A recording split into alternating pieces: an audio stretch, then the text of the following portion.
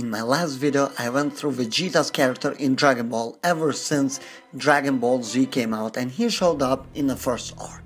Of course, anime only, and we are going to talk about the possibility of Vegeta and the so-talked Ultra Instinct on here. I mentioned in my last video because there we see Vegeta's growth as a fighter in Dragon Ball. After each time he was able to get stronger and faster, eventually catching up to Goku. It took Vegeta really a lot to become a Super Saiyan to catch and even surpass Goku. And up to this time, it feels like the only time where Vegeta has actually surpassed Goku. That did not last very long, but still worth mentioning is that when Vegeta transformed into Super Saiyan for the first time, and that is quite a huge deal, but still Vegeta's ways have changed a lot since then.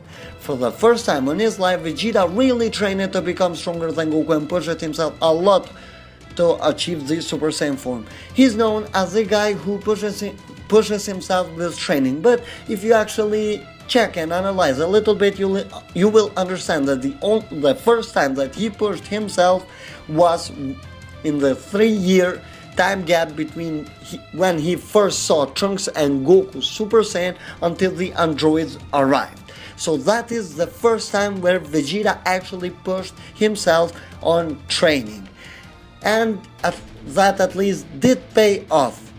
And he was stronger than Goku. But still, he got surpassed eventually. And the reason behind it is that Goku had a huge more experience with training than Vegeta. Goku actually went under different mentors and really got taught well, while Vegeta was training for the first time in his life. Basically, this is how I see it. I don't think Vegeta ever trained before. This is how I see it. If I'm wrong, let me know, and let me know what you think. But I think that it was Vegeta's first time training, or actually just pushing himself that hard, because as you all know, Vegeta was the strongest or the second strongest Saiyan when he was a little kid. Yeah, only his father, King Vegeta, was able to actually match up with him or maybe surpass him. We still don't know about that, but still they were relatively close to each other. So that means that Vegeta did not really train, and the little power up we might say that he got was because of the fights that Frieza sent him to.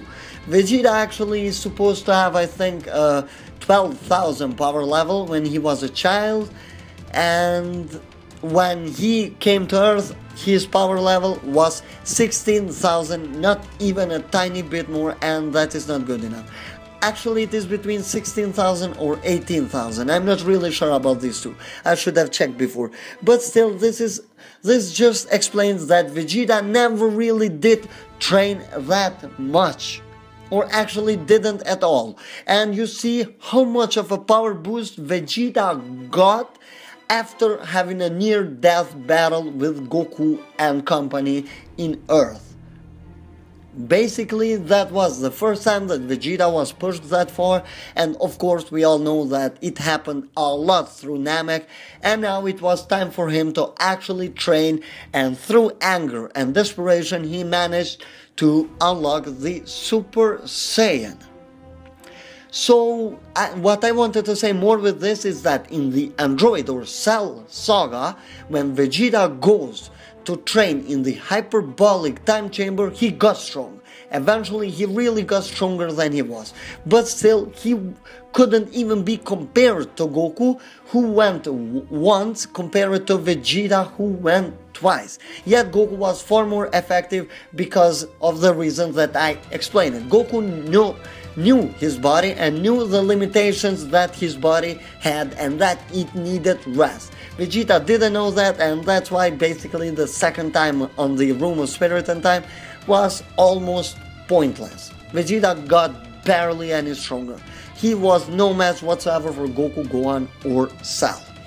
So now let's just fast forward And let's explain the first time that Vegeta is trained by somebody, and that is with Whis. And that did allow Vegeta to catch up to Goku, and for the biggest portion of Dragon Ball Super, Vegeta and Goku have been on par with each other when it comes to battle power.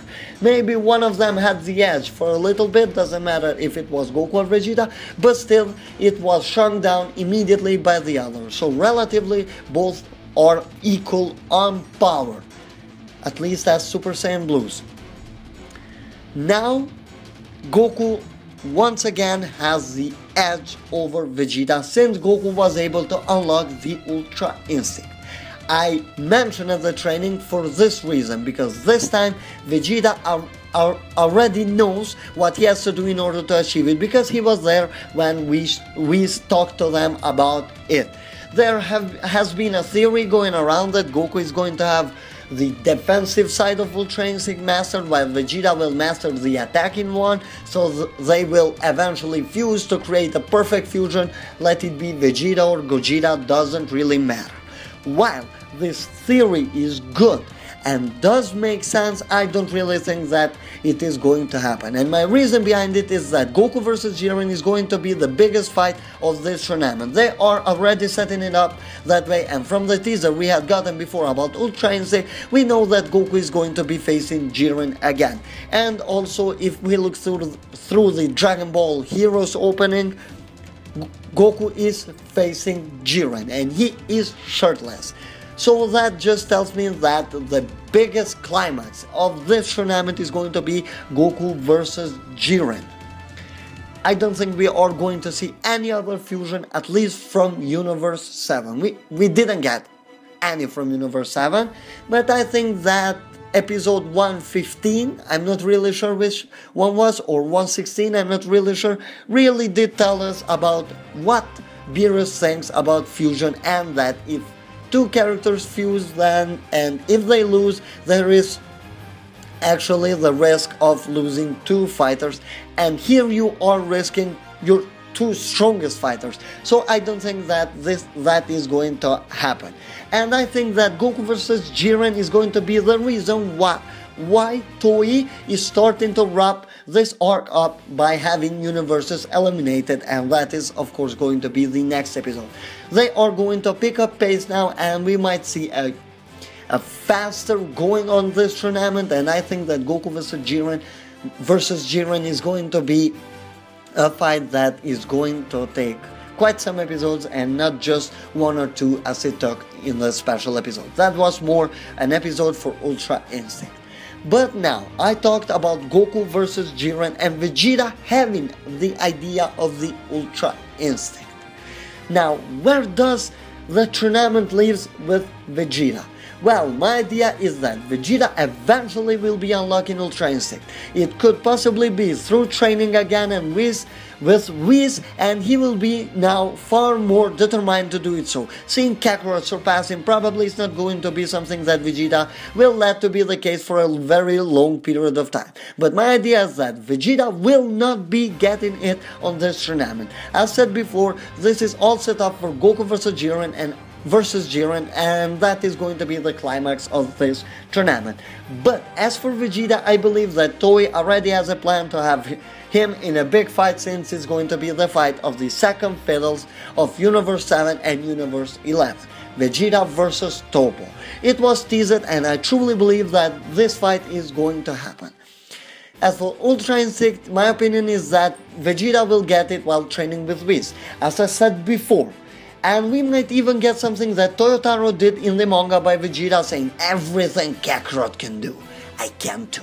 Something like that to add even more hype to the form. Well, actually, there we got the Master Super Saiyan Blue, but here it might be kind of the same case, and maybe we might get a sparring match between Vegeta and Beerus. Just maybe. But still, my opinion is that I would love if Vegeta gets the Ultra Instinct for his look to be different from Goku's.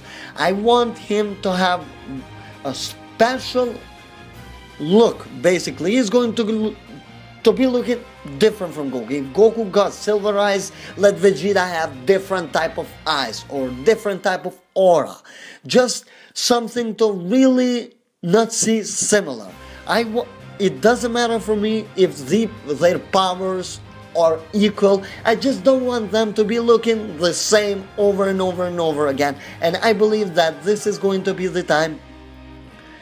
This is going to be the perfect time for Toei to actually change some things. Actually, it's not Toei, it's Toriyama that probably comes up with such huge things about the show. Of course, Toyotaro comes up with some others, but still, this is mostly Toriyama doing the job, so I hope that he has different ideas about that.